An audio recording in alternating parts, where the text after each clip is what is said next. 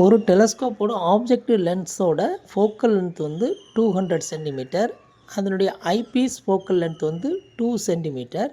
அந்த டெலஸ்கோப்பை வச்சு 2 கிலோமீட்டர் டிஸ்டன்ஸ்லேருந்து ஒருத்தர் 50 மீட்டர் ஹைட் இருக்கக்கூடிய ஒரு பில்டிங்கை வந்து பார்க்குறாரு. அப்படி பார்க்கும்போது அந்த இமேஜ் வந்து அந்த டெலஸ்கோப்பில் என்ன சைஸில் ஃபார்ம் ஆகும் அப்படின்னு கேட்டிருக்கிறாங்க. டெலஸ்கோப்பில் வந்து ஒரு பொருளை நம்ம பார்க்குறோம்னா தூரத்தில் இருக்க பொருள் வந்து பக்கத்தில் தெரியும், ஆனால் அந்த பொருளோட சைஸ்லேயே தெரியாது. அதை நம்ம தெளிவாக புரிஞ்சுக்கிறணும். ஓகேங்களா?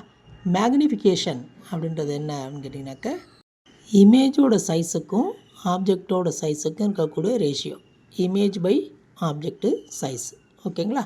அதை வந்து டெலஸ்கோப் எழுதும்போது எப்படி எழுதுவாங்கன்னா, focal length of the object lens divided by distance between the observer and object. ஓகேங்களா? U0 அப்படின்னு சொல்லுவாங்க. ஓகேங்களா? அப்போ வந்து image size divide by object size equal to F0 by U0 அப்படின்றது. ஓகேங்களா?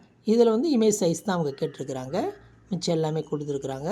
இதை அப்படி போட்டு கொண்டு வந்தோம்னு சொன்னாக்க நமக்கு வந்து 5 × 10⁻² மீட்டர்னு வரும்.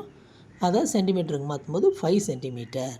அப்போ பார்த்தீங்கன்னாக்கா இமேஜ் சைஸ் வந்து அந்த அப்சர்வருக்கு 5 சென்டிமீட்டர் ஹைட்டில் தான் தெரியும். Option 1 is the correct answer.